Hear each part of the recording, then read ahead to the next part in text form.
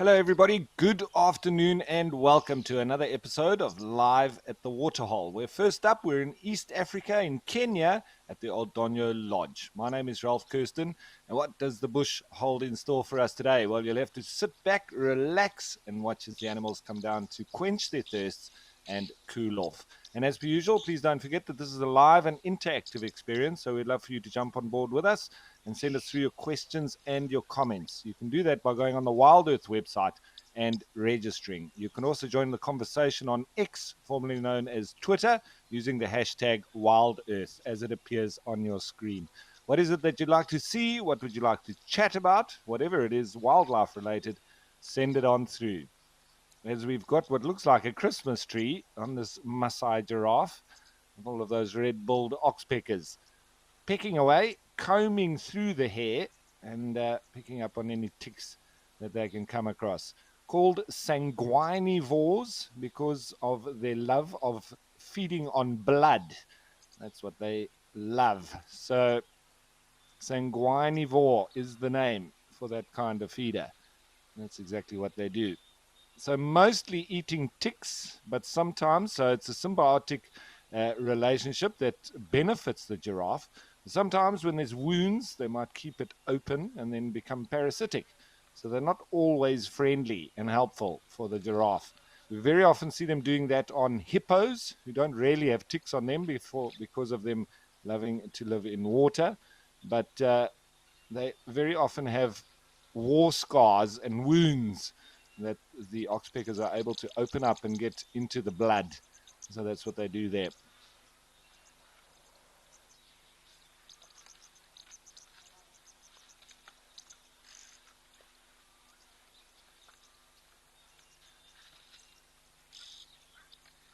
Oh, and a couple of zebra coming to join. Wonderful. Joanne Mello saying happy Tuesday, Wild Earth. Let's explore the watering holes. Lovely to have you on board, Joanne. And Rebecca Bishop saying hi, Ralph. Good to have you here. And lovely to have you with us as well, Rebecca. Look at all of these oxpeckers. That's incredible.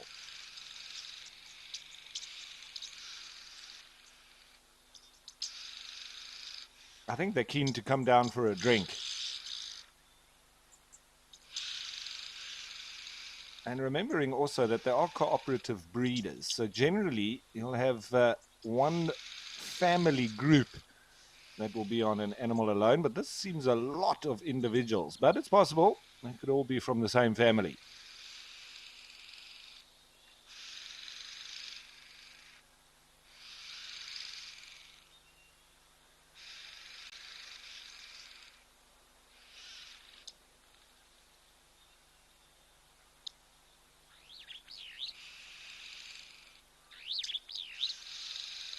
And Mercedes Bean saying, greetings, Ralph. Ready to see what we will see. Happy Tuesday. And a lovely start here at Old Donyo. These zebra here, they seem to be squeaky clean. If you compare them to the likes of the zebra at Madikwe and other parts, I think these ones aren't really getting dirty dust on them. They seem super clean and not very dusty like the rest of them. Maybe it's the tropical landscape that they find themselves in, and there's an elephant in the background as well.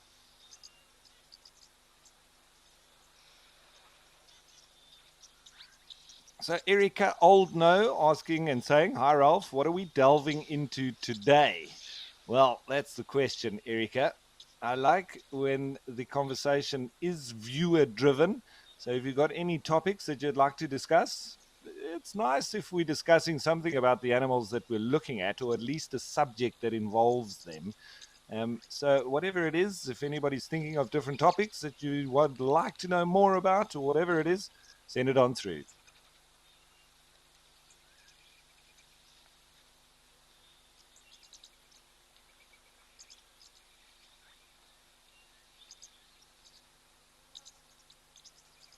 See that youngster? There's two youngsters there. They still got their fluffy coats, and it's quite brown on top of their backs. So when they're young, they seem to be a little bit more brown, and they've got that baby fur. And then later on, as they get older, they lose that, and then it turns completely black.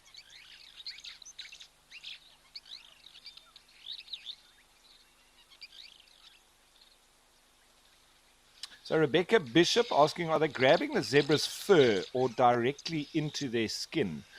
And I think you're referring to the oxpeckers. So the red-billed oxpeckers, they're real combers. They literally comb through the hair. And if we ever manage to get a nice close-up on them, you can actually watch them even now on this giraffe working their bills, but they work it sort of downwards or with the flow of the hair, sometimes going up as well and getting into those, then getting in deeper.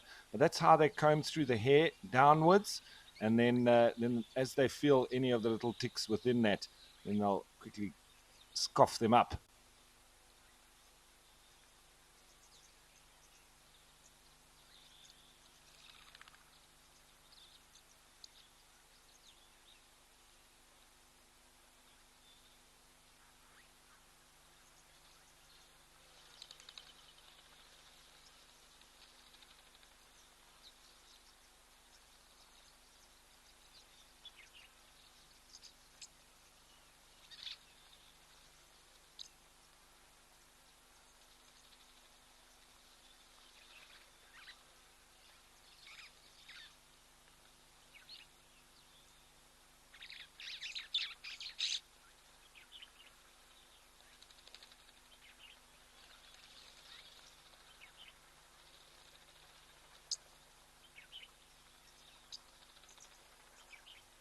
To be a very good looking female, that giraffe.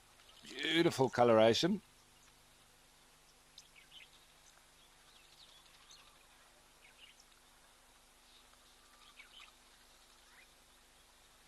See the superb starlings just running around here in the foreground.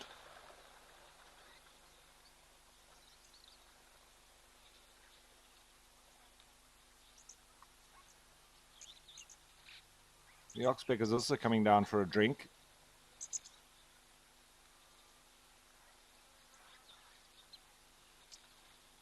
And cheetahs and other animals commenting, saying such a spectacular scene. Always lovely here, and there's a lot of bird activity today.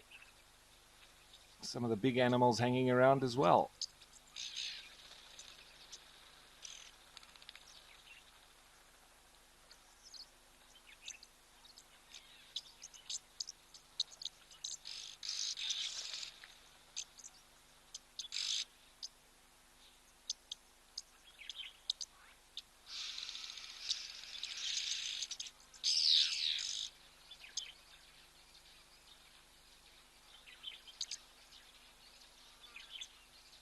And I think it must add to the irritation in that the giraffe are trying to work out if there's any danger around.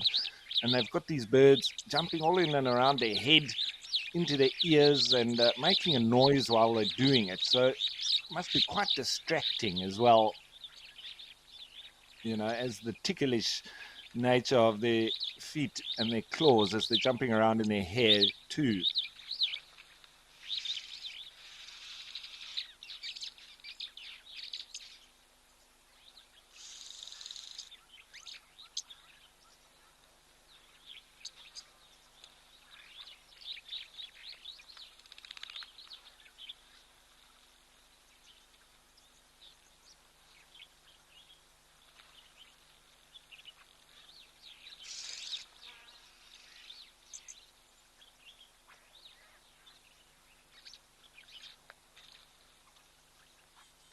So speaking of the ticks and the oxpeckers that feed on them, I just did a little bit of digging and I found a lovely journal written by G.J. Gallivan and I.G. Horak for the Department of Veterinary Tropical Diseases from the University of Pretoria in Onderstepoort. Speaking of the body size and habitat as determinants of tick infestations of wild ungulates in South Africa, as we watch this huge individual making his way on over here.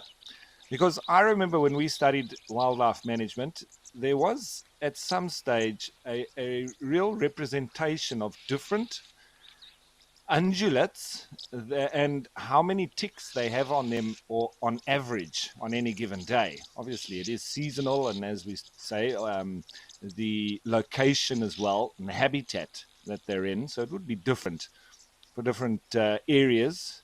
Tropical here, they obviously have a lot more versus the likes of Namibia in a desert, that have a lot less. So it would need to be proportional. But the purpose of this work was to test the hypothesis that the intensity of tick infestation on South African wild ungulates is proportional to the surface area of the host or the body weight, and to assess the role of the habitat preference on the intensity of infestations. The results support previous suggestions that larger ungulates are more important hosts for adult ticks. However, the intensity of infestation of nymphs and larvae is proportional to the surface area of the host. So grazers had a lower intensity of infestation than browsers and intermediate feeders.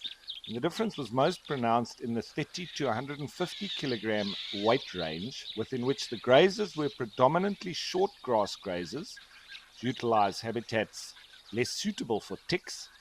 And these patterns appear to be consistent within the three major collection areas of Kruger National Park, KwaZulu-Natal, and the Mountain Zebra National Park.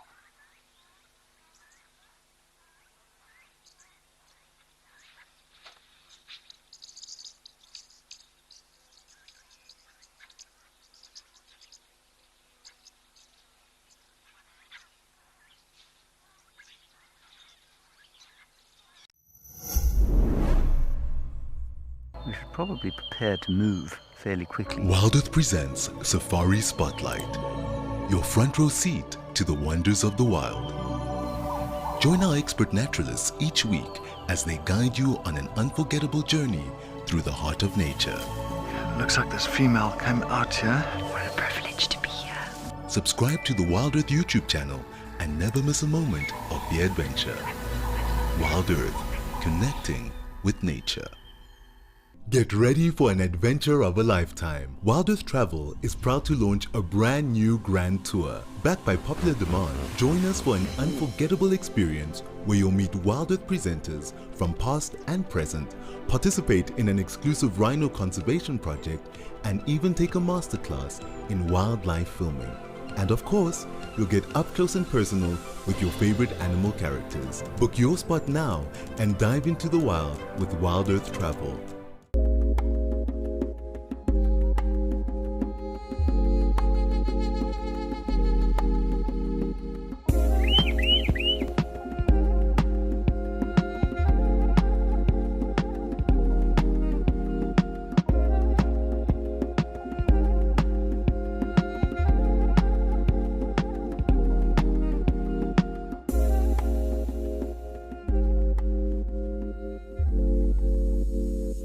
Stay up to date with the latest happenings at Wildearth.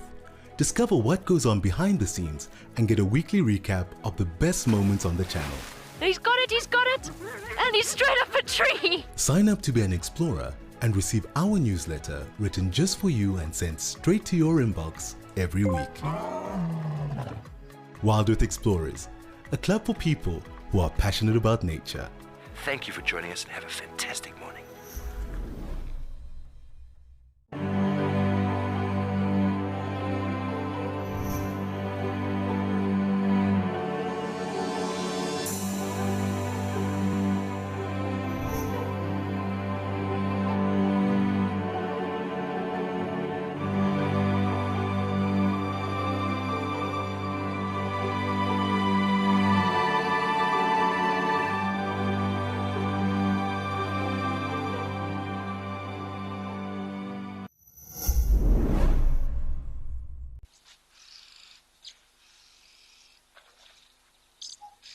Glad the giraffe now finally getting in for a drink.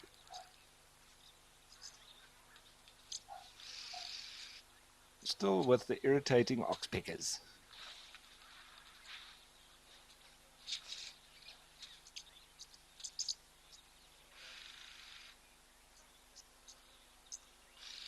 And the other big bull on his way through.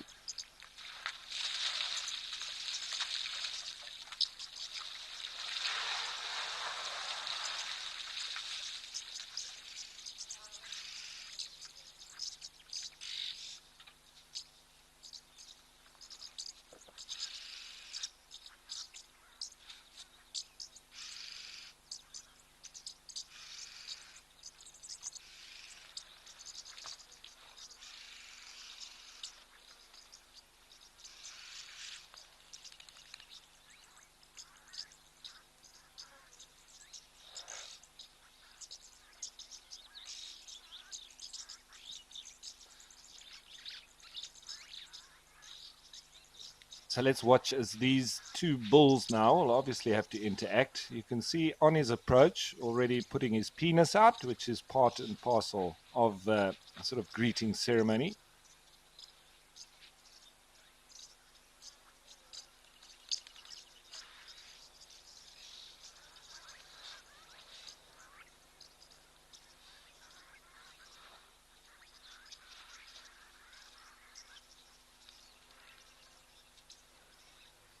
And bull elephants will often do this, dropping out the penis when they sort of see another male and make inroads to go towards him. And they often do that as well with vehicles when they see us on foot. So it's really, I think, a show or an attempt to show dominance as part of that. So it might be a head shake or just the way that it walks, but that's definitely part of it.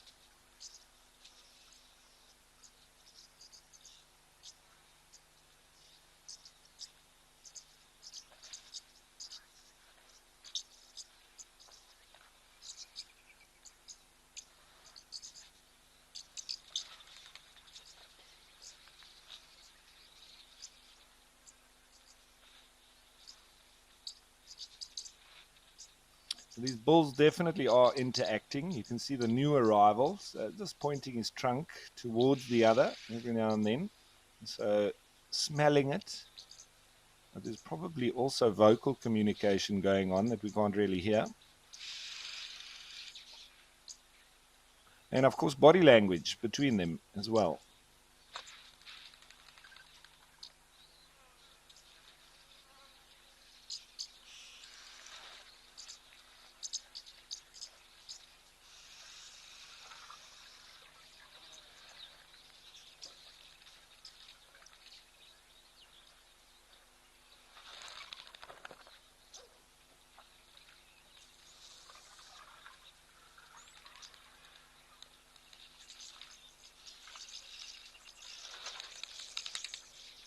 So Sandy saying that wild African elephants may address each other using individualized calls that resemble the personal names used by humans. And a new study has suggested this.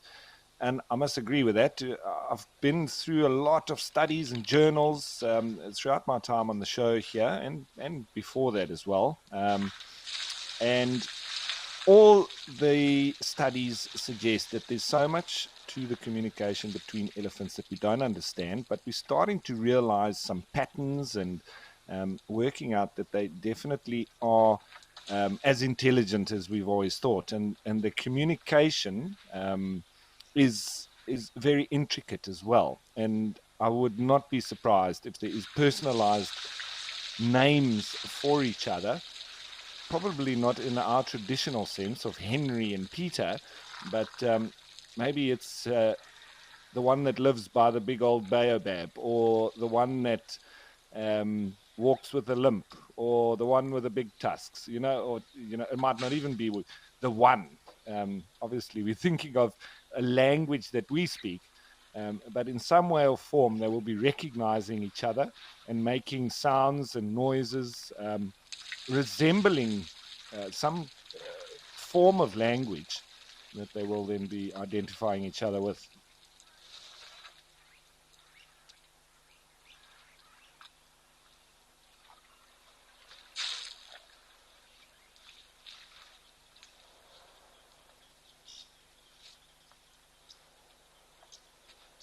So Rebecca Bishop saying that her and her partner were watching a video from Casual Geographic, a YouTube channel, and they did one about elephants that really opened their eyes to how amazing and intelligent they are. It never gets old, Rebecca, and I hope you enjoy watching them, because we do see a lot of airtime from elephants, especially at this time of the day. So a lot of the discussions very often centered around them because of that.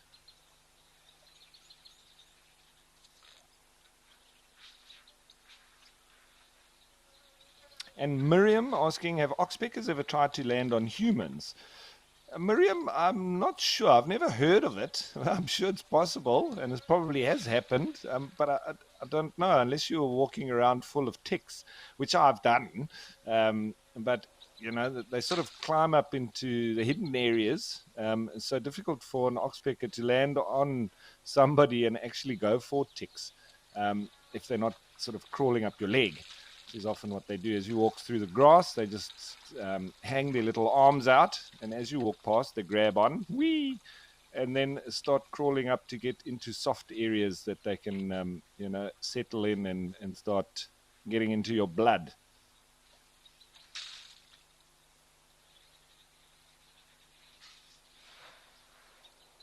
And with that ticks in mind, a little bit of a discussion on that, and a lovely blog from Kapama, written by Timothy Verriane, who's the ranger at the Southern Camp. He says that most guests visit wildlife areas to see all the large animals you may find, maybe some of the smaller creatures that are easily seen. But one of the small ones most people miss, however, are ticks. Unless you go walking a lot, you won't miss them. They'll let you know they're there. But ticks belong to the arachnid family, and there are millions of them all around most wildlife areas, but almost never seen because of their small size. You normally start scratching before you see them, actually. And some animals, like giraffe, can host up to about 7,000 ticks, and others, like buffalo, almost around 10,000, and this is at the same time. And although they might be of little significance to these animals, only one tick on a human can cause severe illness, particularly what we call tick bite fever, which can be very dangerous as well. And this just goes to show how incredible these animals' immune systems must be. Often on game drives, we notice a small bird, and on the show as well, we see the oxpecker on the animals, and they actually feed on these ticks, and even sometimes the terrapins will also take ticks off of hosts while they're wallowing or cooling down in a waterhole. And another bird that is... Ooh, hello. I obviously disagreed.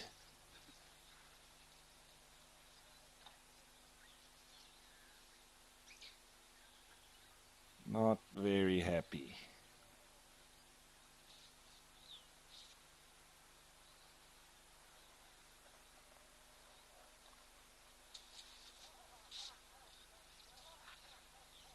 I was actually thinking on his approach that he was potentially pushing his luck, because he didn't seem to be as big as this one that was here before.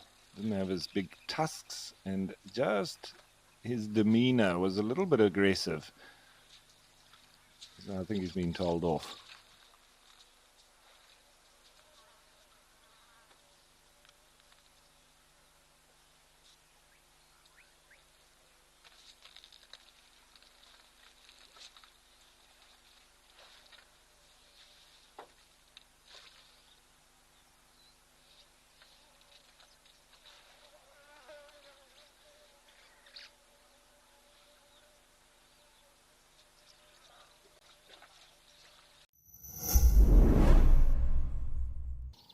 Join the Wild Earth YouTube superfan community and unlock a world of additional perks.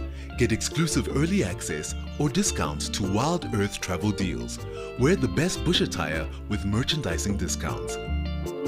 Enjoy an interactive live monthly private safari. Don't miss out on the ultimate fan experience. Join the YouTube superfan community today. Are you ready for the adventure of a lifetime? Discover the magic of Africa with Wild Earth Travel. From a big cat safari to a jungle trek with gorillas, picture yourself floating down the Zambezi River or witnessing the breathtaking wildebeest migration. At Wild Earth Travel, we turn your bucket list into reality. Don't just dream it, live it. Plan your incredible life-changing journey with Wild Earth Travel today.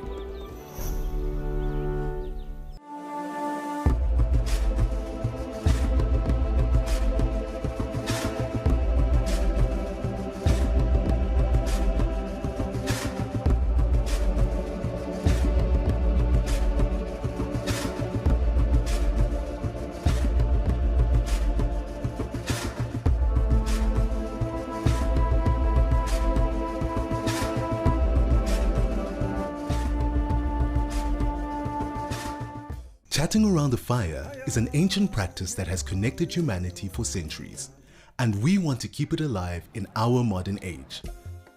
As an explorer, you'll have access to intimate gatherings with our naturalists, fascinating guests, and experts where we share knowledge, insights, and stories around a crackling fire. Rediscover the power of connection. Sign up to be an explorer today and experience the magic of Wild Earth's Fireside Chats.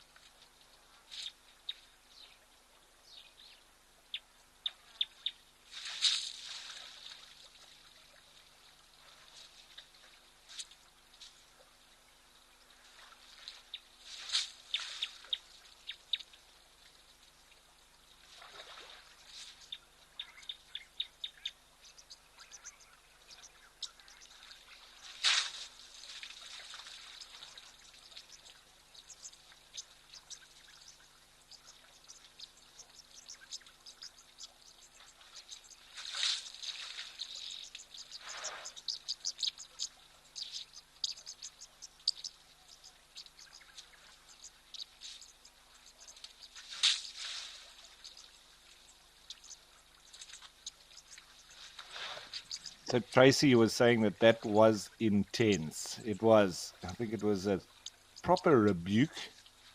He's been thoroughly told off and not to try that again, whatever it was. I just think that it was his approach to things, and he was pushing his luck.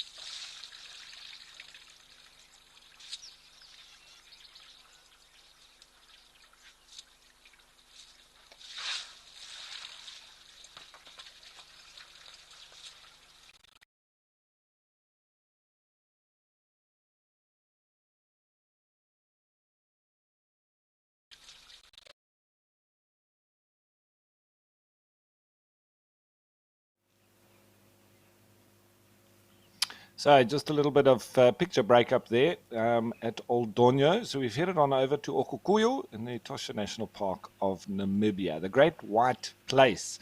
And as you can see, the east wind is blowing. So it'll be nice and hot, and hotter as you get down towards the coast. That's for sure. You can see it moving through the leadwood tree leaves there on the left, and it's even moving that around. So it must be quite strong.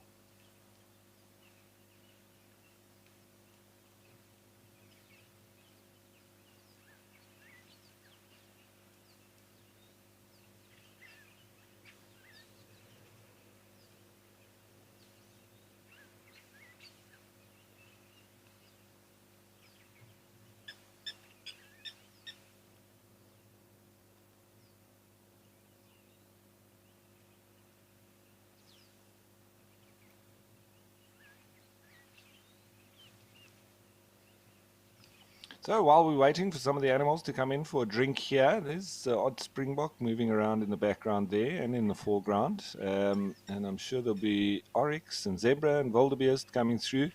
It's a real turnstile here. It can be quiet for a little bit, but won't be for long. And Asbo says, "Hi, Ralph. We've all heard the stories about elephant graveyards. But do you think elephants or animals in general have any concept of death?" Um, and it's obviously an important question because, we value, or intelligent animals value life and have a fear of death, sort of in general, and that's why they fight to survive. But I found a lovely blog from Mahlatini, and they speak of animals that mourn their dead on the same topic. So this blog comes with a warning for animal lovers: beware, have the tissues at the ready. This blog is all about how animals mourn their dead. And while many scoff at the very notion of such a thing, there's evidence to suggest that animals do indeed process death. They do so by exhibiting different behaviors and through a menagerie of rituals. Yet the overall demeanor of these animals changes in the same inexplicable way, exuding an aura of deep depression and sadness. Strangely enough, a great deal of these animals reside in Africa. So we're going to give you Africa's top 5 animals known to mourn their dead. And of course, elephants, as you've mentioned, Asbo, definitely up the top there. And the fact that these magnificently intelligent creatures top the list should come as no surprise. They react to death in a variety of ways and do so within many unique contexts. One example of this is glimpsed in the reaction of an elephant mother to the death of her newborn calf. And there was one called Tony who refused to leave its side even after the rest of her herd had moved on. She stood out under the scorching sun, defending the calf against all comers, including lions, for 4 days. There's also many instances on record of baby elephants waking up screaming if they witness their mothers being murdered, and a story of a family of elephants attempting everything to wake up a dead family member, from sitting her upright to placing grass in her mouth. Another known ritual involves the burying of the deceased. They'll place dirt and branches over their dead group member and stay with the body for a period of several days. And then they're also known to exhibit such behavior to humans as well. And I know from evidence of the desert elephants where individuals have died and they've gone and spent literally hours, if not days, moving around the bones that would have, been an individual that died years previously, but still they go into those spots with no other apparent reason for food or for water, except that the carcass is there and the bones and the remains. Chimpanzees. Now, a young chimp named Flint reacted to the death of his mother Flo with harrowing grief, as observed by chimp expert Jane Goodall. And Flint was overly attached to his mother and failed to leave her care at the usual age. So depression quickly set in to the young chimp, but his older brother, Fegan, and the rest of his group managed to cheer him up for a while. Shortly after, Flint left the group and returned to the place of his mother's death from old age, and he refused to eat and became increasingly ill, appearing a shadow of his former self, seeped in depression and gaunt.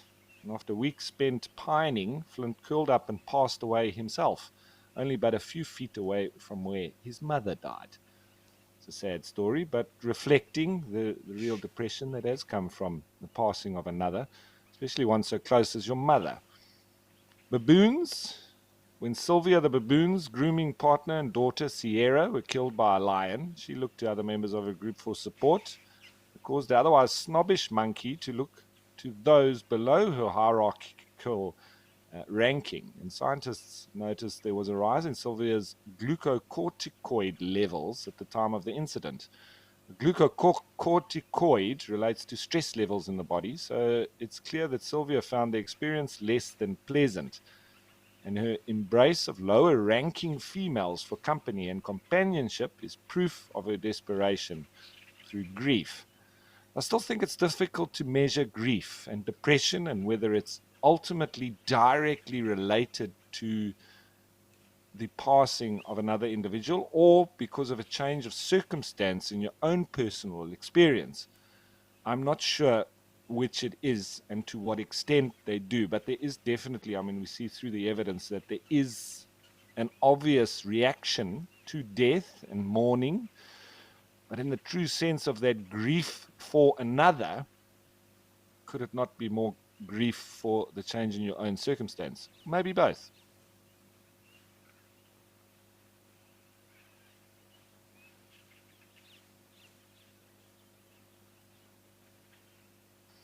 So a little bit more Springbok, but it's taking a bit of time. So I think we'll change a place for now. Let's go back to this time South Africa, the Madikwe Game Reserve, and Tau.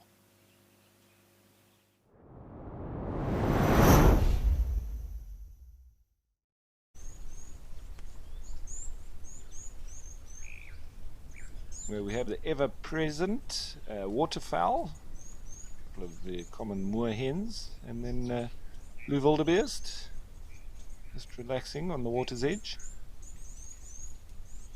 Yeah, the little blue waxbills and the chin spot batters.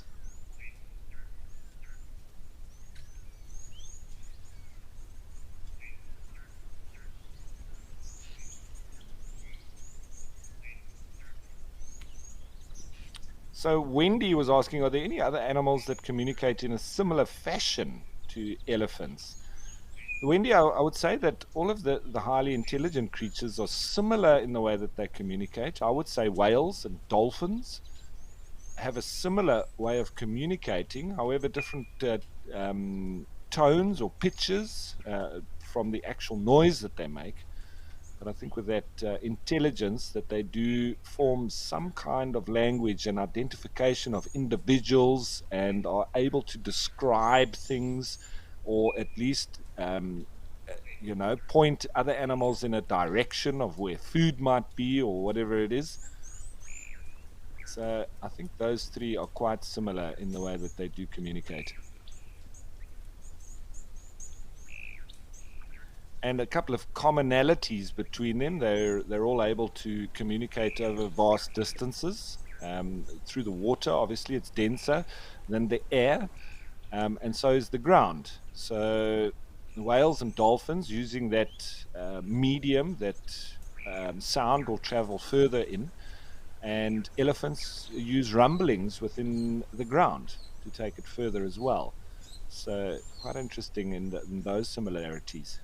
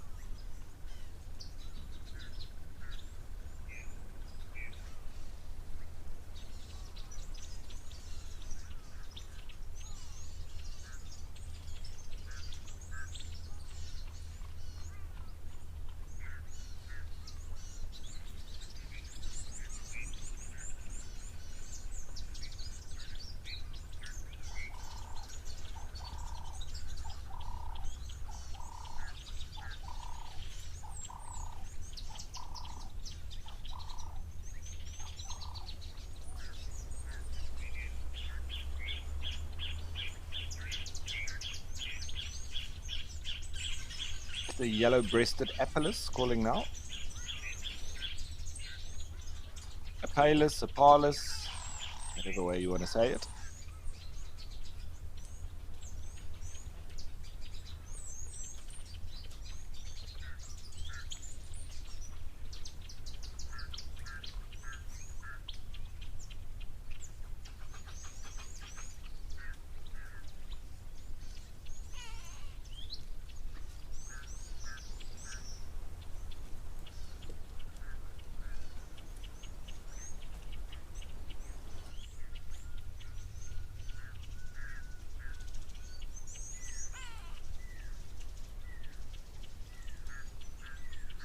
Pill-spotted owlet calling now in the background. Either that or something's mimicking one.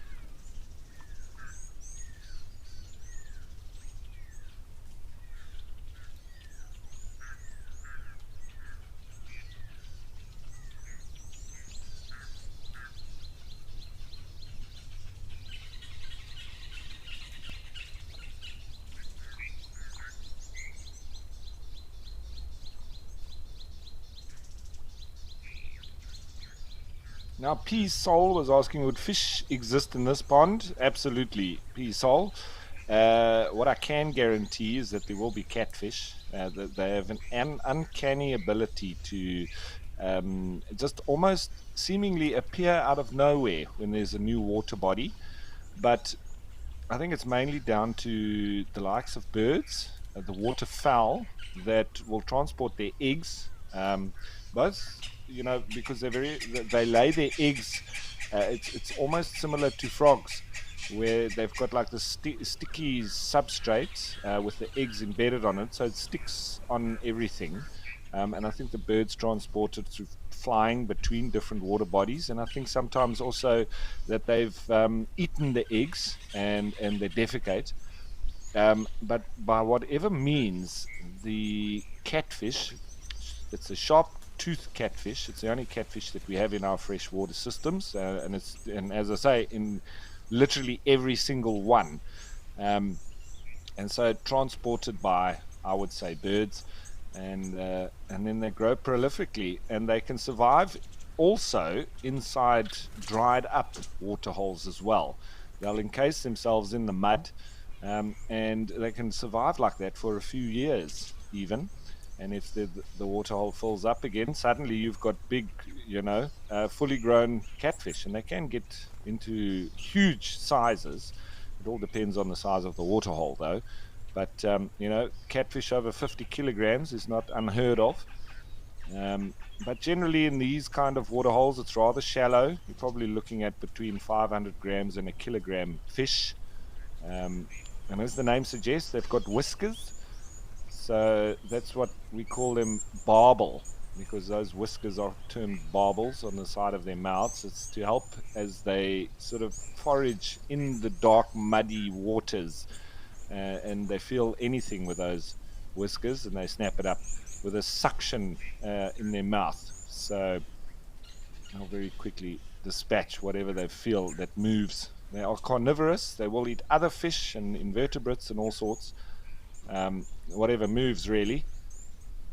And so they're also probably the scavengers of the water and the cleanup crew, much like vultures would be for the animals outside of the water.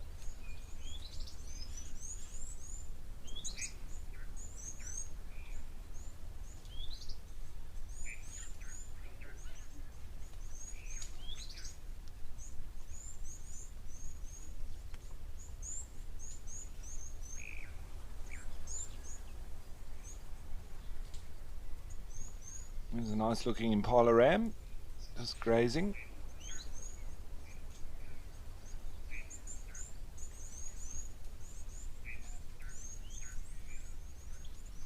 There's not much activity anymore on that bush with all the weaver nests. They've done their thing, and they're not breeding anymore.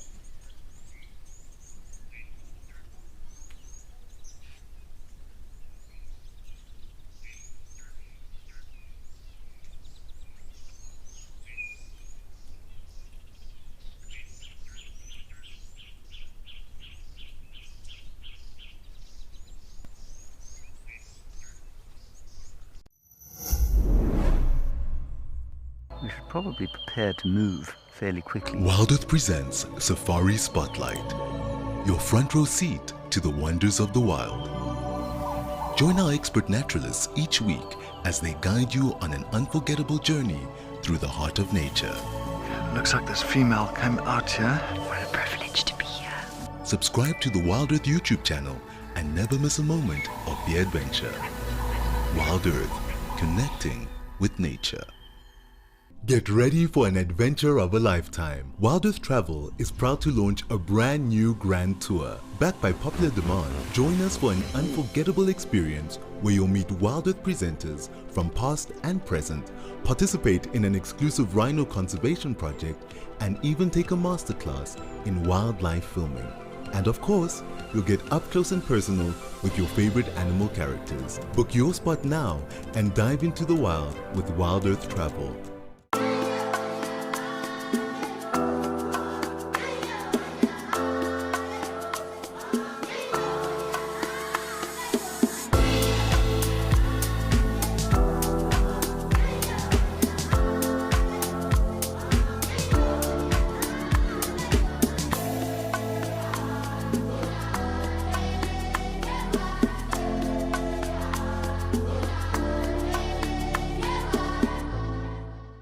Are you looking to take your bond with the wild to the next level? Download our app and access in-depth chats with our naturalists and special guests. Connect and converse in real time on our Ask Me Anythings, fireside chats, hangouts, and town halls. WeChat, available on the Wild Earth app. Wild Earth, we are Safari.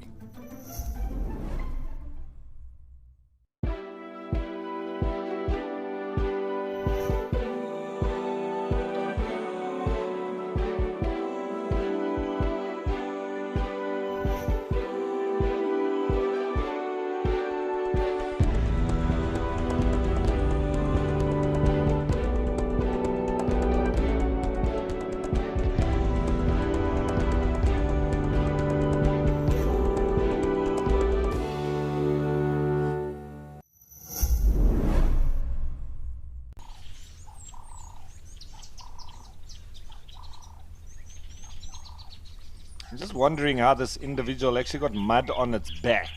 I wonder if it's really been slithering around in the mud so much that it's gone all the way over the top of it. Not quite sure. Unless an elephant's used it as a foot scratch. The elephants were here yesterday and there was a breeding herd of them. A couple of the youngsters got a bit of a fright with the crocodiles there, and then seemed the adult females took them all away from the two crocodiles that were here.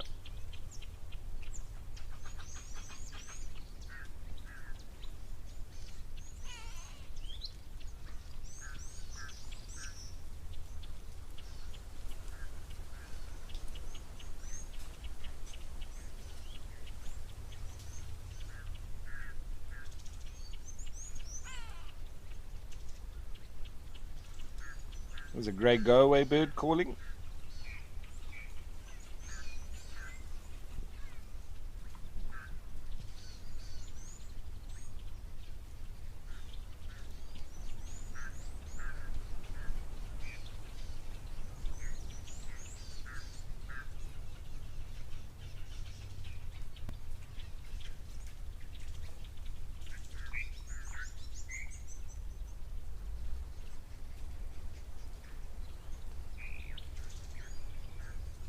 Okay, so I don't think that this crocodile is going to be going anywhere anytime soon. But we're going to head off to Juma.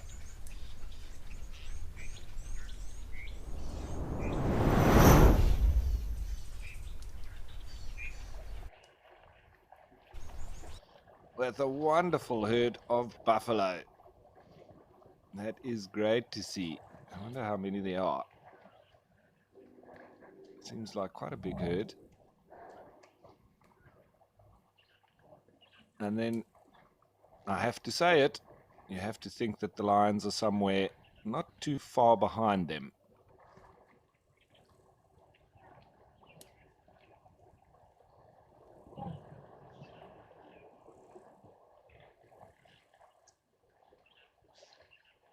When I was on Juma, we always used to get excited when we saw the buffalo because we knew that the lions wouldn't be too far behind, and it would be the Nkuhumas or the Styx Pride. Normally one of those two.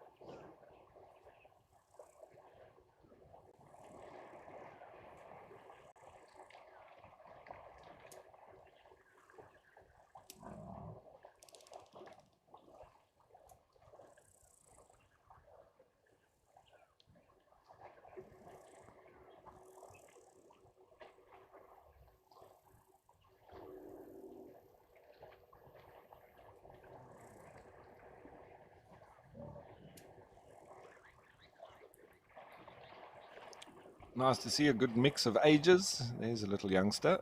And just like the zebra, that the foals have a bit more of a browny color. It's very similar with the buffalo as well. You can see they're starting to lose it, and then they get more of a black tone to them. But that's that real baby fur.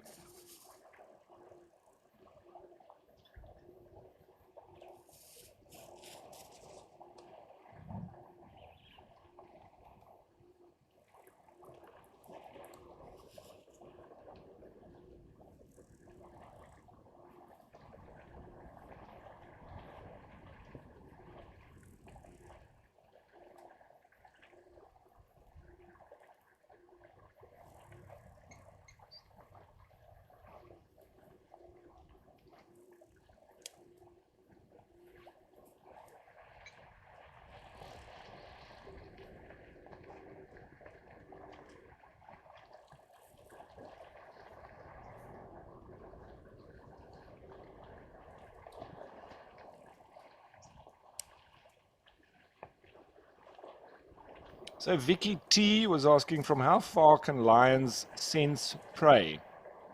Now, the biggest sense that they would use, Vicky T, is the sense of smell. And it depends on, the sort of strength of the animal's smell and the strength of the wind, because they could smell these buffalo from a few kilometers away. That I'm pretty sure. There's a lot of them. And as they walk, they're obviously defecating as well, and there's a real smell about them. And if the wind had to blow, into the direction of the lions, I say they can smell these guys from far off. So that's generally how they would get around. They can also smell them as or where they've walked through the grass, and once again, their dung as well. So they'll be able to follow them, even if they are a few kilometers behind, they can catch up. So sometimes, the buffalo moving now, it's not necessarily that the lions are sort of following on behind them as such. It's they might just be sleeping up, and then as the sun starts to set, they might then take up the trail once more and catch up with them.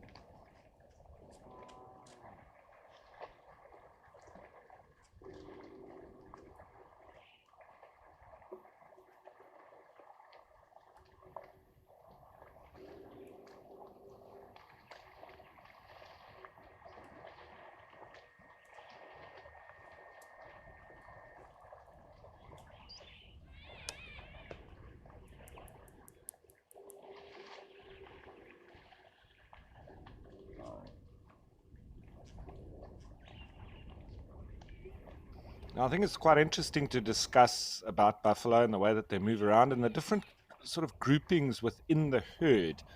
And we often speak of pathfinders, because the movements of a herd of buffalo are determined by specific individuals within that, and we call those pathfinders. They're not necessarily the dominant animals, but they simply act as leaders to the herd. I think they sound like orcs from Lord of the Rings. But anyway, each sub-herd within the major herd also has a pathfinder, which will lead its members when the herd splits up. Due to the necessity to find suitable grassy pastures and water on an ongoing basis, buffalo are not territorial, although they do move within more familiar home ranges, which more or less excludes other buffalo herds.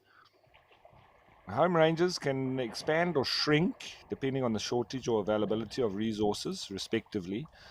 And you don't have as much split up or break-offs of the herds, particularly in areas where you have high concentrations of big predators, and specifically lions. So that's where they tend to stick together, and there's not as much breakup. And of course, we know about the Duggar boys, the very old bulls that have passed their reproductive peak. It's from about 10 years of age. And they're usually found alone or in small groups. And we call them Duggar boys, the Zulu word for mud, and refers to the pastime of wallowing in the water or in the mud. It's like that clay mud that's used for construction of huts and things traditionally. And these individuals often have skin diseases or old battle wounds. And it's believed that the water and the mud helps to soothe the aches and pains. So you often find them, and we've seen that a lot, where you just see a few individuals lying on their own in the mud. Those are Duggar boys, old bulls left behind by the herd, and just waiting out their last days. So, but with that, those animals then lack the protection of the herd, so are susceptible to attacks from lions.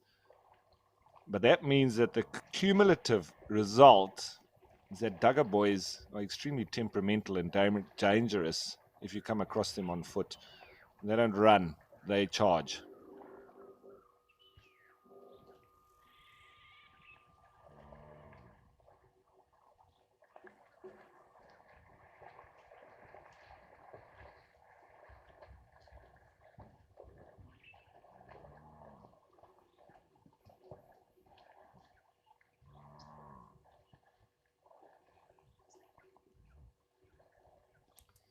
And an excellent indicator for the presence of buffalo is the yellow-billed oxpecker, because they're almost exclusively only on buffalo. And I have probably had my life saved more than 10 times, at least.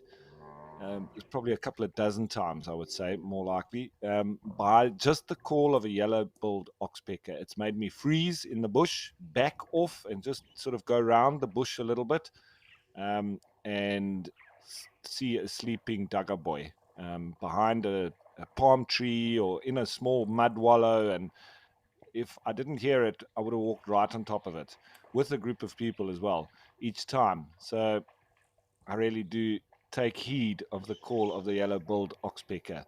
And when we do trails assessments and obviously training of trails rangers and trails guides, that is obviously one of those that you sort of fail on, because you're not competent if you don't pick up the calls of the oxpeckers that indicate potential danger close by. You're not sort of competent to be able to walk in the bush. So that's, you know, one of the first rules of walking out here. You got to know those calls.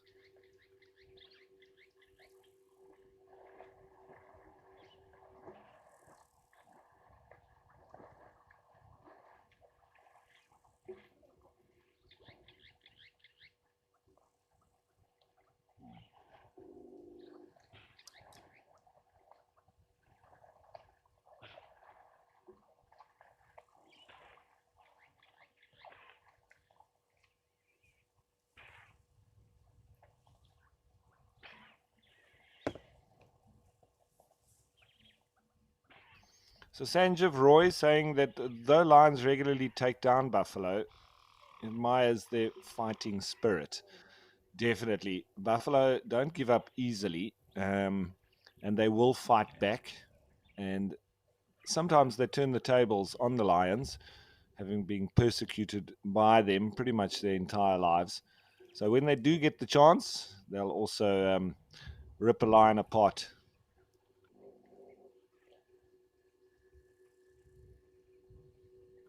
And they do that with those horns, which they use to stab and throw the animal around. So it's not very nice to watch, but it's almost the revenge of the buffalo for being persecuted and eaten by the lions pretty much all the time.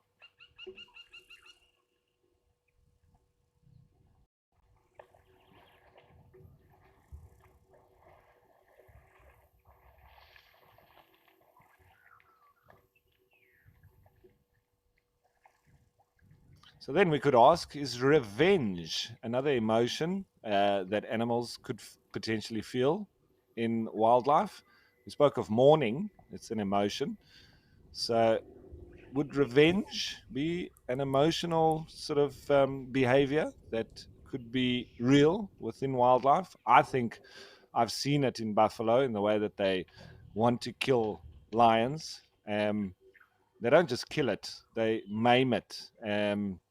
And squash it, and it's not nice to see. I've seen the same with baboons, big troop of baboons getting hold of a leopard, which seems very similar in that kind of relationship. Lions and hyenas, I've seen that regularly too. So I think it's an interesting one. but I definitely think that there is some aspect and truth to it.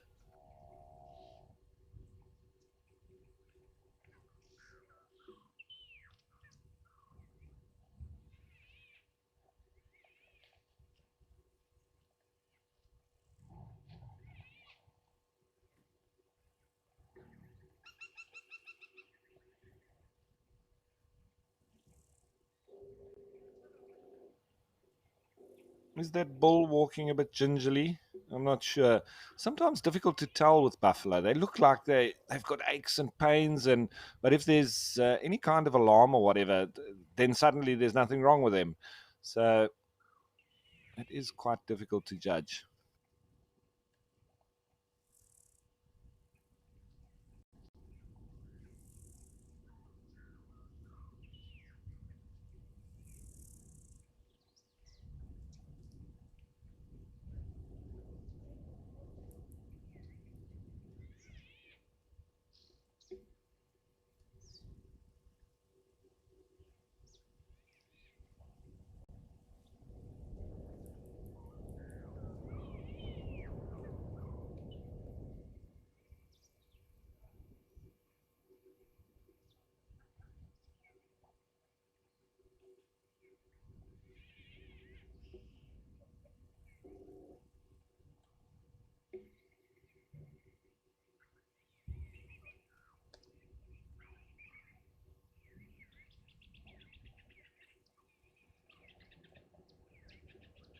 All right, so most of the herd now dotted about and disappearing off into the thickets and into the background.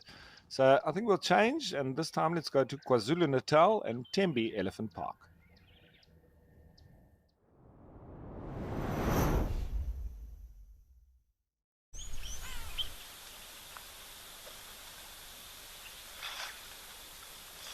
Well, we've got another elephant and a smaller little animal there, a warthog.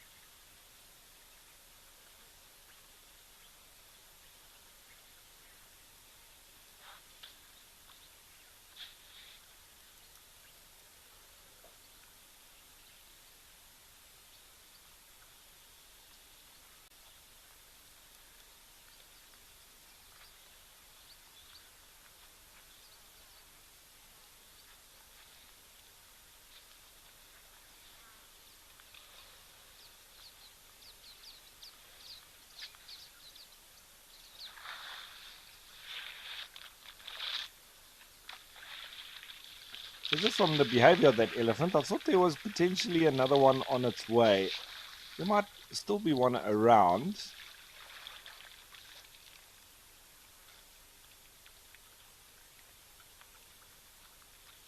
There's another little warthog saunters through.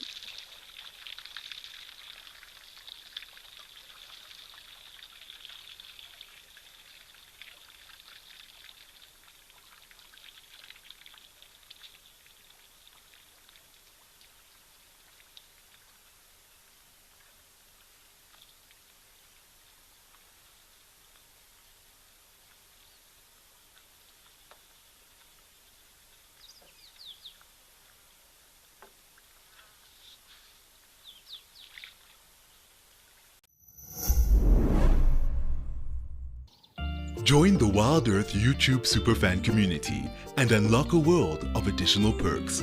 Get exclusive early access or discounts to Wild Earth travel deals. Wear the best bush attire with merchandising discounts. Enjoy an interactive live monthly private safari. Don't miss out on the ultimate fan experience. Join the YouTube superfan community today.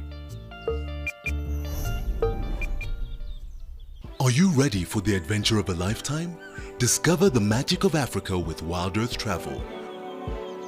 From a big cat safari to a jungle trek with gorillas, picture yourself floating down the Zambezi River or witnessing the breathtaking wildebeest migration. At Wild Earth Travel, we turn your bucket list into reality. Don't just dream it, live it. Plan your incredible life-changing journey with Wild Earth Travel today.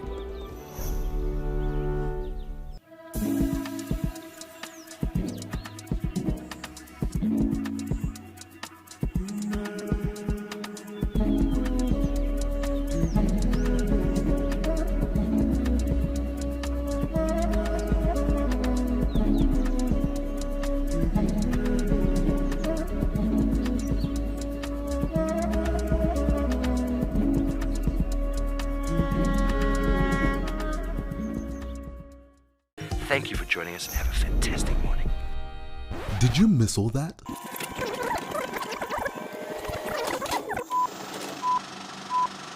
Never fear, you won't have to miss another beat on Wild Earth again with our Catch-Ups channel, where you can rewatch missed safaris and shows whenever you please. Only available on the Wild Earth app. Thank you for joining us and have a fantastic morning.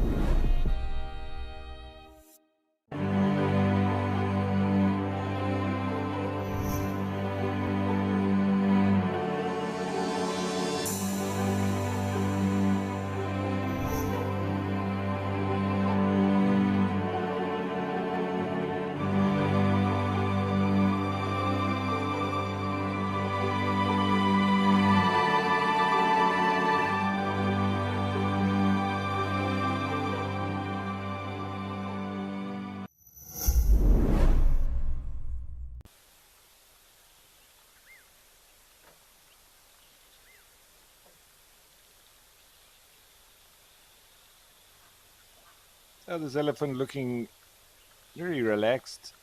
You see that tail swishing. Looks to be in a good mood.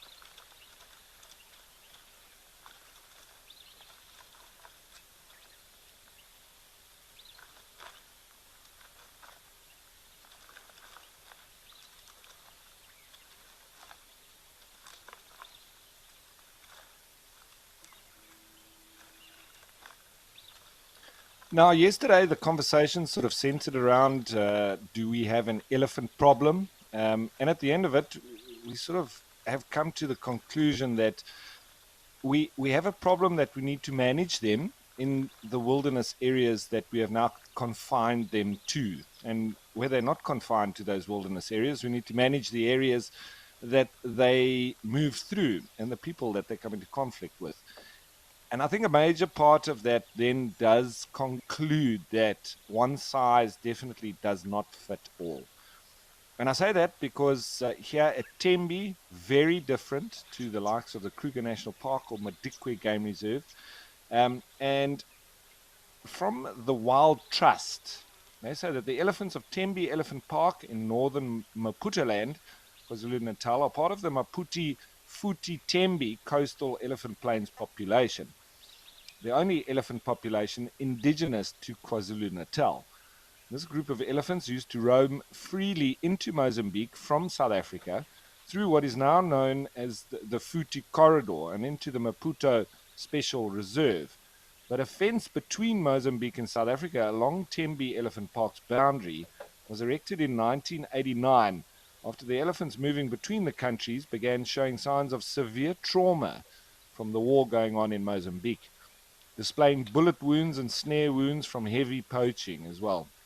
And it was thought best to fence in the Tembe population, which in time grew to the now 250 to 270 elephants that are found in the 30,000 hectare reserve today. This large population of elephants pose a number of challenges for conservation. Their numbers are too many for the area they occupy, and they're impacting on the biodiversity of the sensitive sand forest vegetation of the Tembe Elephant Park, which forms part of the Maputo Center of Plant Diversity and Endemism. As declared in 1994 by the Worldwide Fund for Nature, WWF, and World Conservation Union, the IUCN. And this distinctive forest type is known to be restricted to northern KwaZulu-Natal and southern Mozambique, and has a unique combination of plant and animal species. So since the 1990s, Izimvelo KZN Wildlife have been working with the Mozambican government to re-establish the link between Tembe Elephant Park and the Maputo Special Reserve to restore the ancient migratory route of the elephants, and this forms part of the Greater Transfrontier Conservation Area plans for the region. This has been a slow process, of course, with bureaucracy and as a holding mechanism to relieve pressure on the sand forest and control elephant numbers growing further.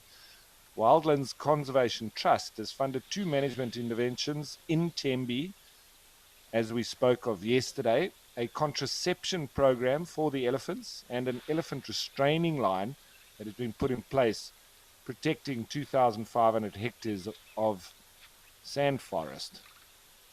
So in May 2007, the first group of 82 female elephants was darted with the PZP contraception vaccine. The aim is to dart roughly 80 to 90% of the population in order to have 75% of the population on contraception. If a cow is already pregnant and is darted, the vaccine will not interfere with the pregnancy and the vaccine will not take effect. And in 2002, a further 79 females were darted. The process was repeated in 2008 and 2009. Slightly lower numbers needing to be darted in order to achieve a level of 75% of the population covered. So with a gestation period of an elephant calf being 22 months, many of the elephants darted may have been carrying and would not yet have been on contraception, but there's indications that there are now fewer calves. So Leonard Muller is the Tembe elephant monitor, and he tracks the breeding herds and gets identities for each animal, establishing the structure of the herd in order to establish when the young are born. It will take a number of years before the full effect of the program is felt, which is why such close monitoring of the breeding herds is necessary. Now, obviously, this has taken place a good decade ago, so and more than that. So I'll try to get a little bit more relevant, recent information. But not only is the contraception program helping to manage elephant numbers as a holding mechanism for later expansion of the range when the population might again be allowed to grow, but the biodiversity conservation objective of reducing the effect of the elephant population on the sand forest in Tembe is being achieved. Vegetation, animal and bird surveys are yet to be completed for exact results to be established, but it's clear that the sand forest is making a recovery from the damage caused by the elephants. So it's obviously always not definitive to say that if we reduce the numbers, that's the only way to fix the rest of the ecosystem, because it could naturally find that balance. But I think in this instance, where you've got sensitive areas that are heavily impacted by elephants and you've enclosed them and almost forced them to have to stay in this area, they will have a massive impact. So once we do restrict them, we need to manage them. And this was part of our training as well with wildlife management. And when we do get involved, it's when we've changed the environment, so we need to now almost continue with it.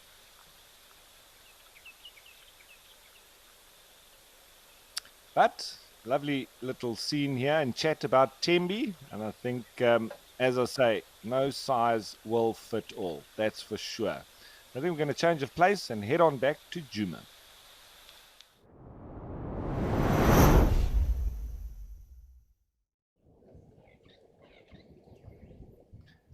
Oh, wow. We've got ourselves one of the southern ground hornbills. Haven't seen them in a while, so this is lovely news for me. Normally a couple of them walking around, looking in fantastic condition. What a sight.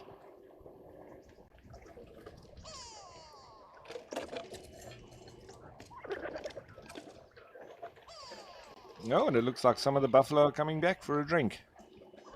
Buffalo are funny like that. Sometimes they'll make the decision to leave, and 5 minutes later, one of them decides to come back, and they all follow. And they can almost go backwards and forwards doing that. Oh, what's this chap found now? Is that a bone? Something big. Was it an egg?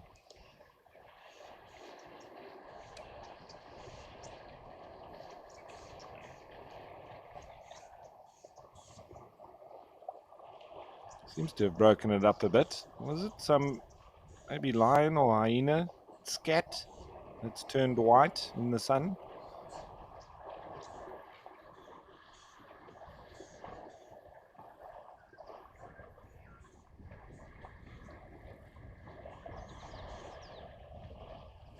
Now this is another contender for best eyelashes in the bush. I think zebra, giraffe, elephants, ostrich, secretary birds, and ground hornbills. All got to be up there.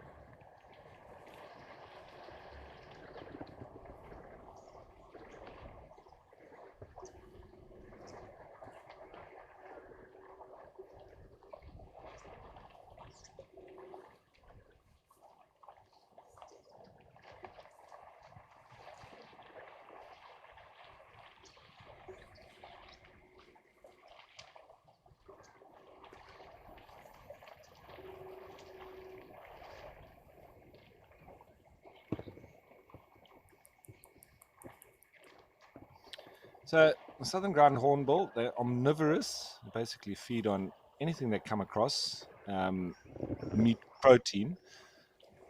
But they're also they're an apex predator. I mean, very big birds, as you can see, and with very few natural predators of their own. They do normally form sort of feeding groups with other groups of animals, sometimes even including baboons and impala.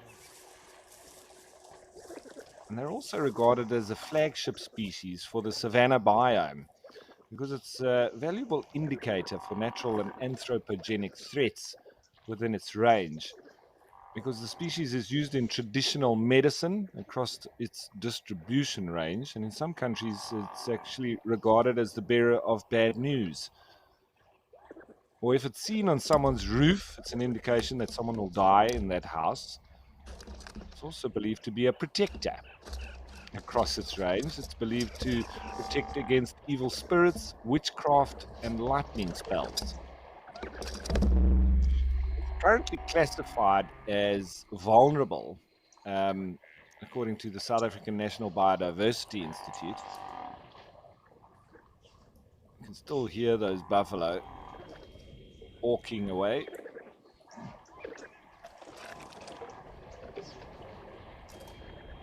But them listed as being vulnerable is mainly because, or endangered actually, is because of severe decline in the species range. In South Africa, the range has declined from by approximately 50%, and the species numbers have declined by 10% over the last 30 years. They face multiple threats: slow growing species with a low reproduction rate, and a population habitat viability assessment was conducted for South Africa. The population model indicated that the population size of southern ground hornbill in South Africa will slowly increase if anthropogenic mortalities are excluded. So, a conservation plan for the species has been drafted for South Africa with priorities clearly identified, and the plan aims to ensure that the future of the species is secure.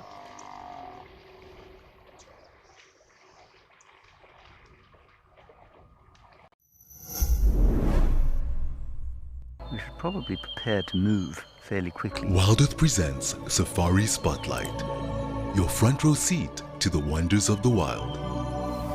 Join our expert naturalists each week as they guide you on an unforgettable journey through the heart of nature. Looks like this female came out here. What a privilege to be here. Subscribe to the Wild Earth YouTube channel and never miss a moment of the adventure. Wild Earth, connecting with nature. Get ready for an adventure of a lifetime. Wild Earth Travel is proud to launch a brand new grand tour. Backed by popular demand, join us for an unforgettable experience where you'll meet Wild Earth presenters from past and present, participate in an exclusive rhino conservation project, and even take a masterclass in wildlife filming. And of course, you'll get up close and personal with your favorite animal characters. Book your spot now and dive into the wild with Wild Earth Travel.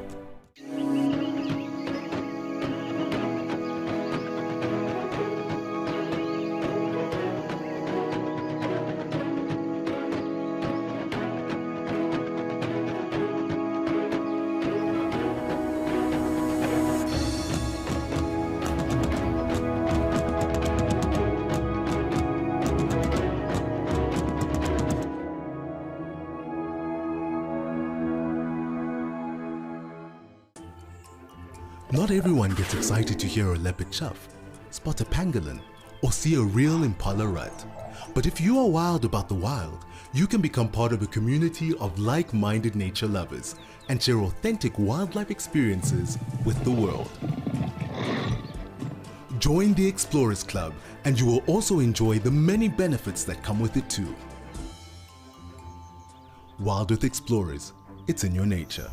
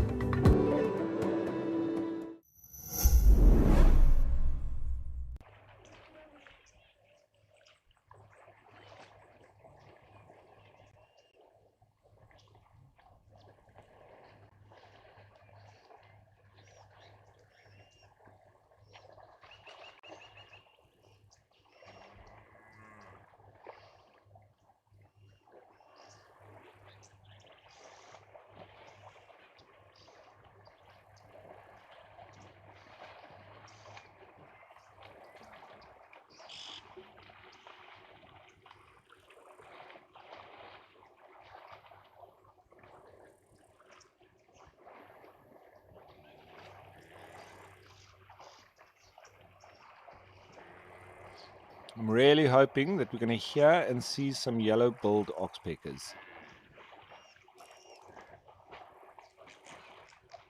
because it's pretty much only when you do see buffalo that you get to see them as well. Otherwise, it's almost exclusively red-billed oxpeckers.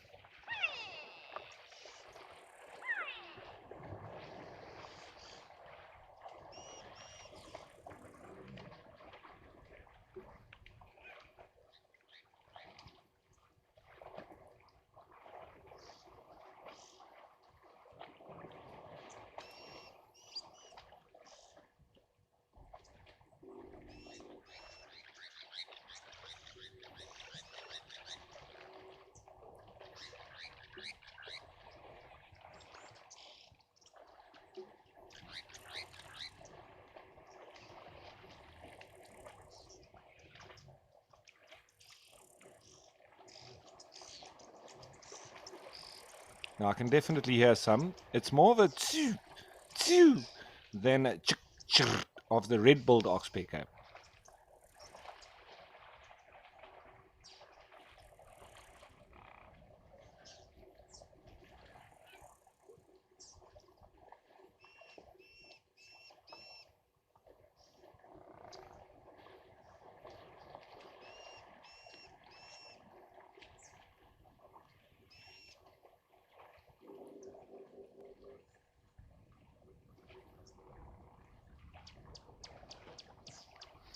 Now, as opposed to the red-billed oxpecker as well, the yellow-billed are pickers. They're not combers. So they pull the ticks off. They sort of look for the ticks without actually just, it's almost like an industrial way of going through all the hair by combing through it in the method employed by the red-billed oxpeckers. Whereas with the yellow-billed, with they almost being exclusively on buffalo, there's not as much hair, and they just sort of move into the soft areas, especially under the armpits, around the head, very often in the ears, around the back end as well, and under those back legs. And they pick the ticks off just straight. They're not combing through the hair of the antelope and the giraffe and the rest that the red-billed oxpeckers are doing. And as you can see, not as much hair on these buffalo. So it's a little bit easier for them to just pick it off as opposed to combing through all of the hair that the red bulls do.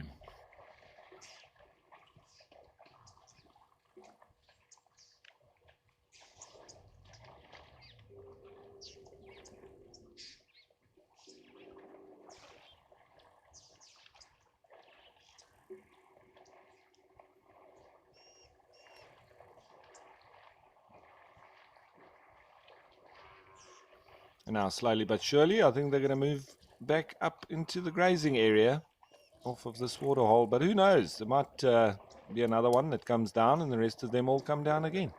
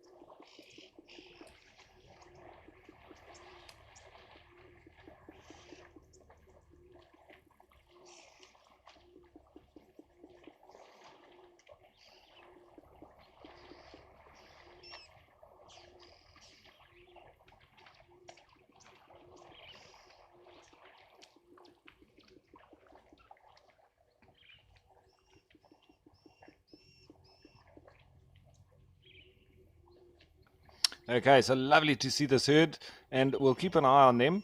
But I think in the time being, we'll head on back to Old Daniel.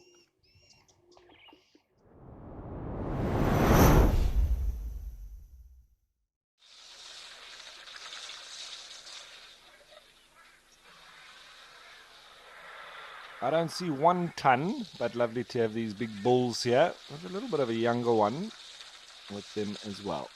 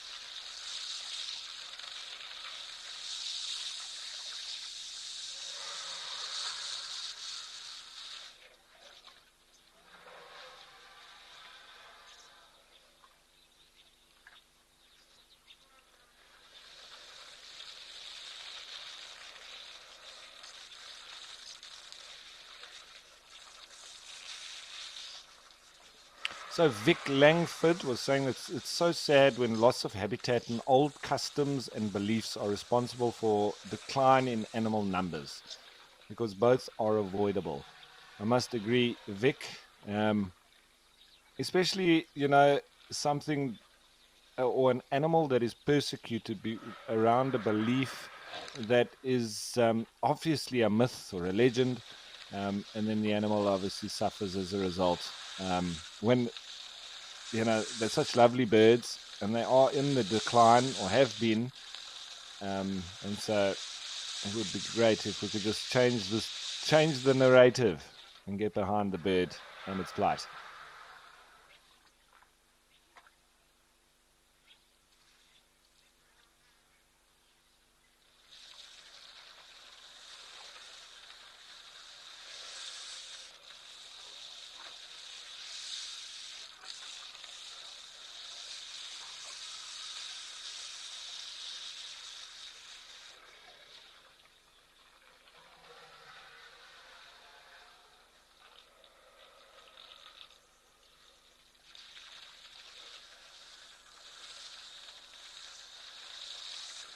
Now, just while we're watching these elephants, a little bit of recent conservation news, and I think it's fantastic. And this is from Daily Maverick, and they speak of saving private rhino. Environmental history was made on Friday, the 7th of June, 2024, when the last of 120 white rhinos was released into the network of private and communal reserves on the western border of the Kruger National Park. The operation was carried out under a strict veil of secrecy to ensure the security. So it's been over 15 years since the poaching crisis first hit the Greater Kruger, and heightened demand for rhino horn in Asian markets suddenly sparked an unprecedented onslaught on the world's largest rhino population. It's been impossible to quantify the destruction of the crisis on rhino populations and on ecosystems, but above all, on the hearts, minds, and morale of people who've had to witness this brutality day in and day out. Yet, on Friday, the 7th of June, we celebrate an unexpected milestone amid significant anti-poaching successes. Over the past few weeks, a historic rewilding project has seen 120 southern white rhinos translocated to private reserves along the Kruger National Park's western boundary. The rhino have arrived, marking a successful end to the translocation, which forms part of African Park's Rhino Rewild initiative. And after such protracted devastation in the area, it's a remarkable sign of positivity, progress, and hope. And let's hope that those rhino live a very good life in the Kruger.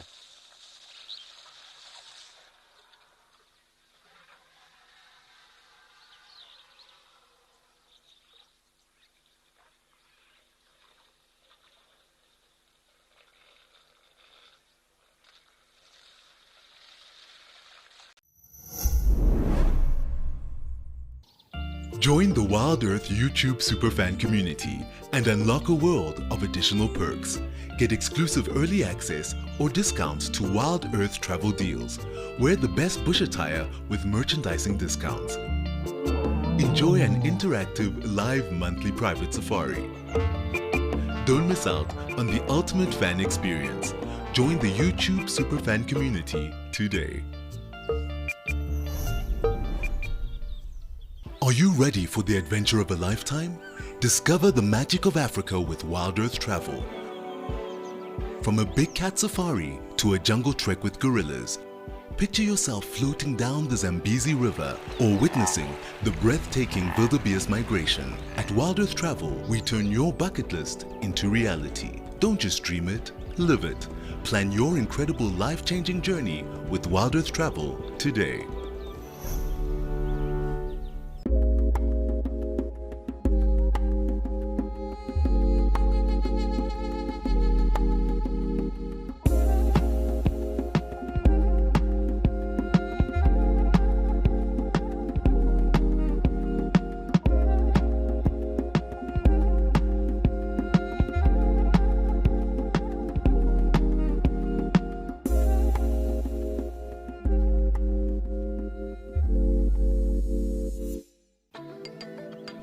you sometimes imagine what Wild Earth would be like without adverts? A chance to properly immerse yourself in nature without any interruptions.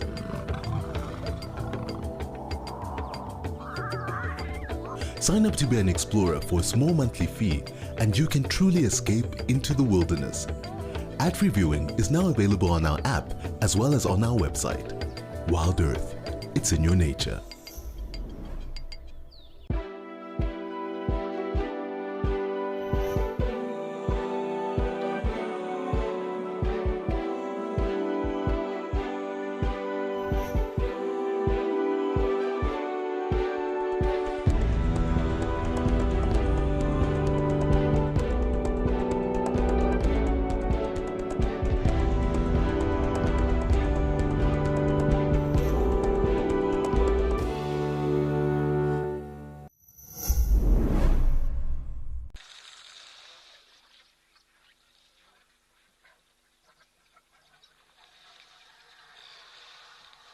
And off they go.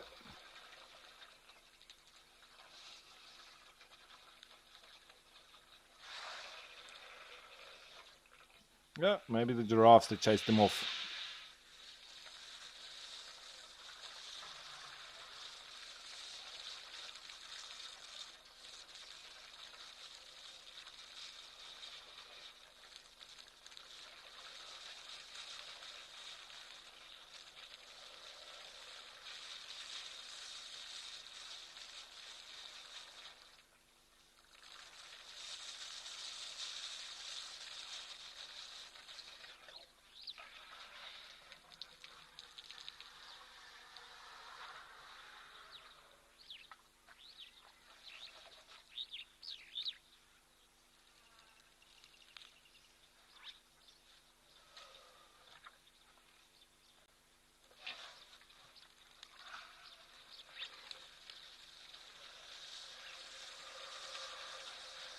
So seemingly a bit of a youngster in with the older boys, getting to learn the ropes.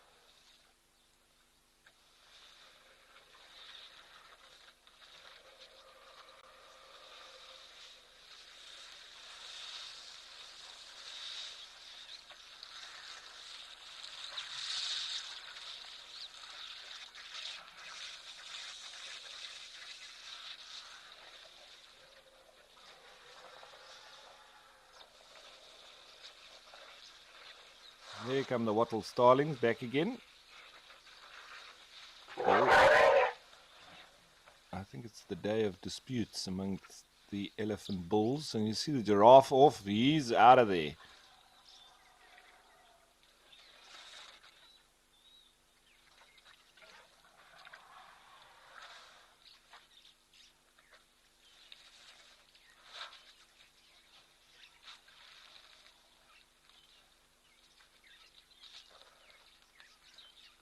Something that they didn't agree upon.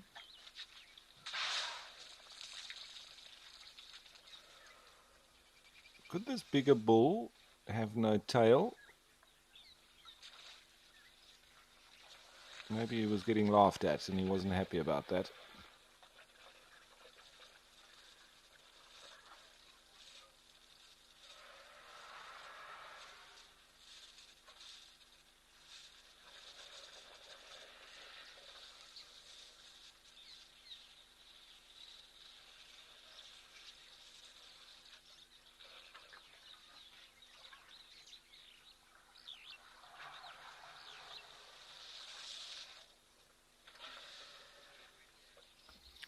Something just to mention is that I want to tell you about the Amakala private safari. That's going to be hosted by myself. So if you'd like to join me in the bush in person, well, you can discover the wild heart of South Africa on a safari adventure with me and on Amakala, the place of many aloes.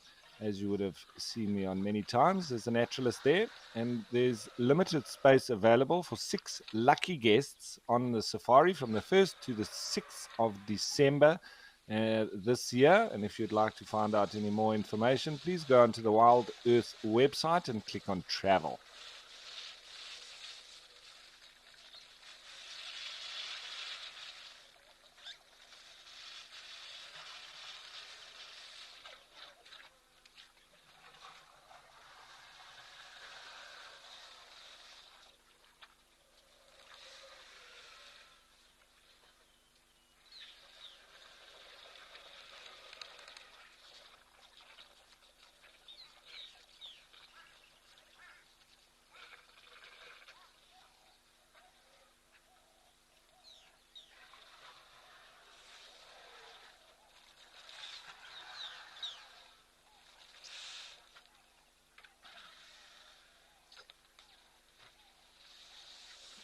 So this elephant looks like it's had an injury on its trunk.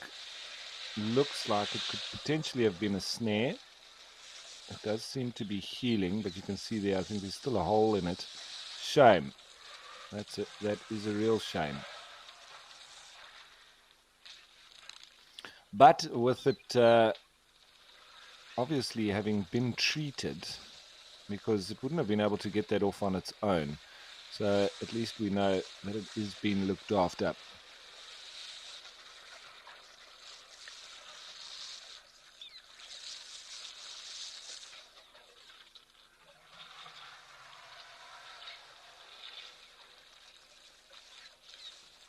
So you see, even elephants aren't immune to the scourge of snares. And they can get them on their trunks, which is terrible for them.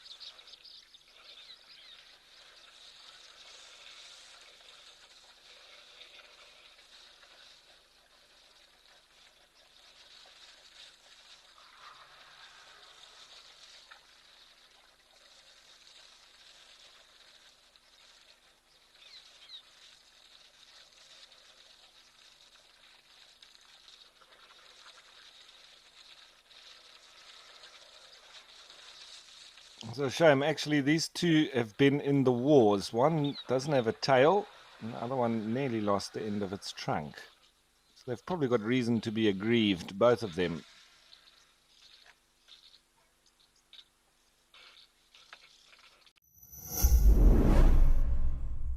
We should probably prepare to move fairly quickly. Wild Earth presents Safari Spotlight, your front row seat to the wonders of the wild. Join our expert naturalists each week as they guide you on an unforgettable journey through the heart of nature. Looks like this female came out here. What a privilege to be here. Subscribe to the Wild Earth YouTube channel and never miss a moment of the adventure. Wild Earth, connecting with nature.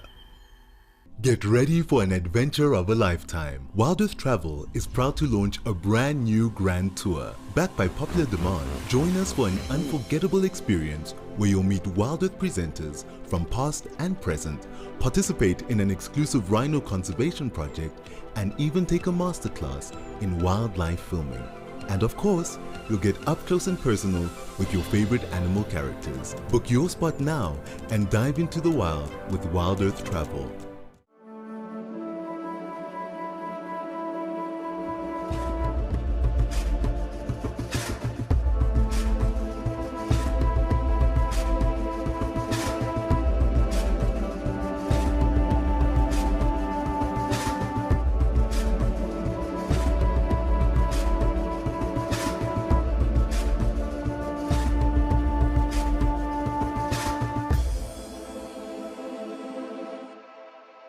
Did you know that the Wild Earth team makes weekly behind the safari content? Would you like to get to know the Wild Earth family better? See how we live. This is Igor's bedroom. Learn about our production process. And see the antics that happen off camera. Sign up to be an explorer and you will get access to all this content and more.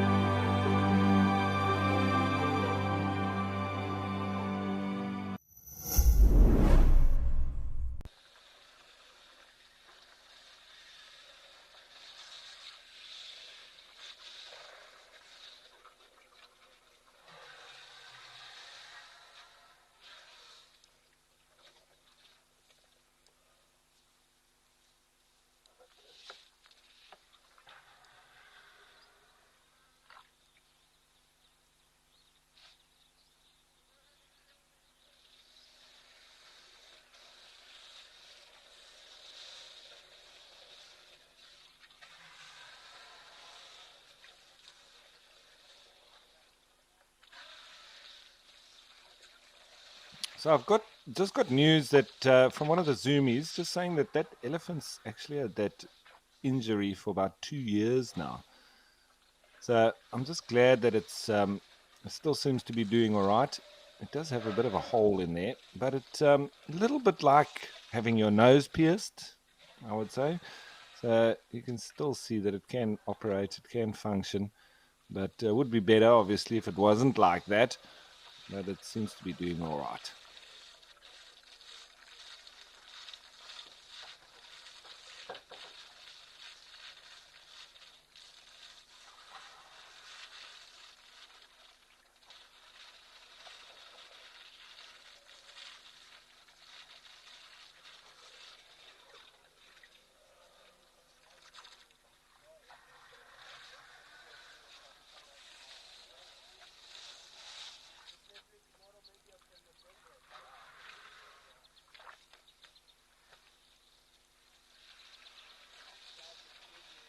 So Sandy Franklin was asking, do elephants breathe through their mouth or their trunk? Sandy Franklin, much like us, they can do both. So that the trunk is just an evolved nose or an extension of their nose. So if for instance their trunk is in the water, they can still breathe out of their mouth, and then they can spray the water into their mouth, and then they can breathe out of their nose. So, yeah, definitely either. And Joanne Mello saying, thank you, Wild Earth and Ralph. Always good to listen, and have a good Tuesday, everybody. Straight back at you, Joanne. I hope you have a lovely day, and I hope you've enjoyed the show.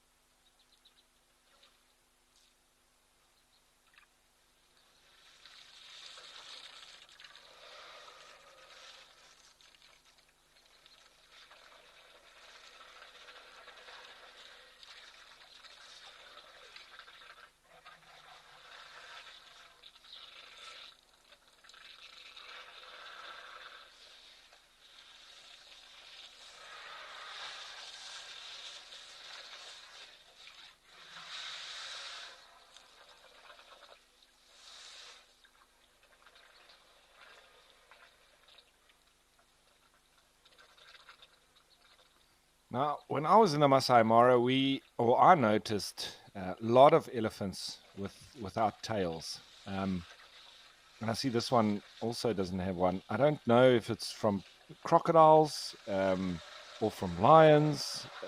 It's something I haven't worked out 100% sure for now. My best thinking was that it is crocodiles. Some of these rivers and the size of the crocodiles that I've seen, whether it's at a bit of a younger age, and the elephants cross and then they get grabbed on by crocodile, and the elephant will probably just pull its own tail off. But that's the most feasible for me. If you have any other theories, let me know.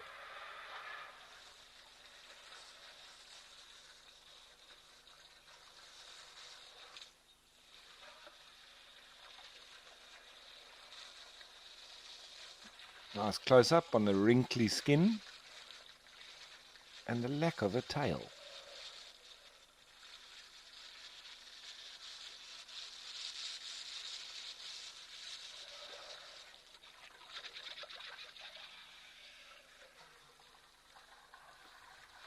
The vibrations as it passes wind.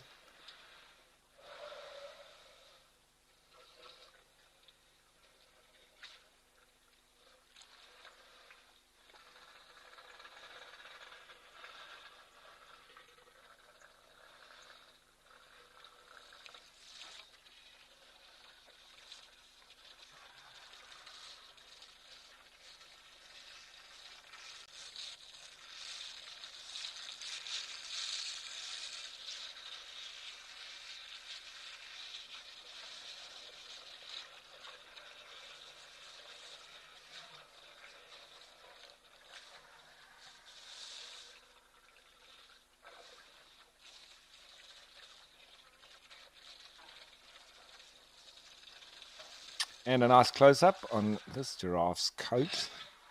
Very leopard-like in its coloration and pattern.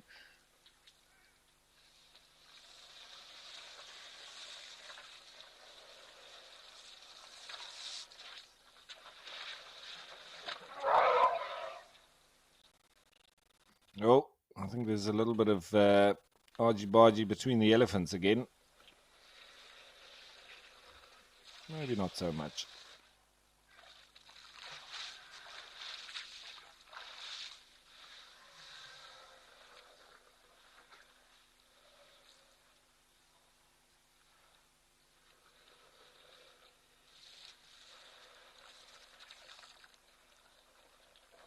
The Dark Main Lover saying thank you, Wild Earth, Africam, and Ralph for another amazing live at the waterhole.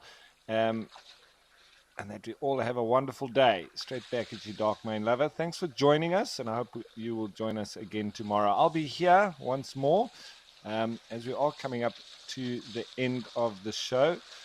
So please don't go anywhere. There's still lots of wildlife action coming your way.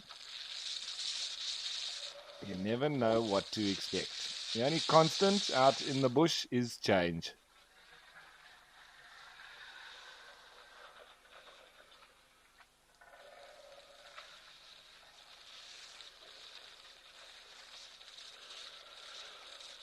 So, although these elephants are big adults, and it seems like they are being protected, it's not without their challenges. I'm not sure if that one losing its tail is also a result of potential attempt at poaching. You can see what I'm pretty sure of was a snare on this one's trunk that obviously cut in quite deeply, and that would be, folks poaching for meat. So they put up small snares. It's definitely not targeting elephants. It would be targeting the like of zebra and impala and the rest. But that's indiscriminate what gets stuck in them. So not nice. But it's doing well, and they are resilient, which is the upside. So that's great.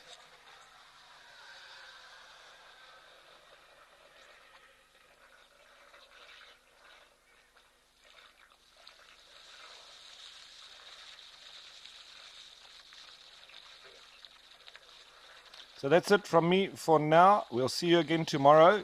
Give it horns, bush greetings. Cheers for now.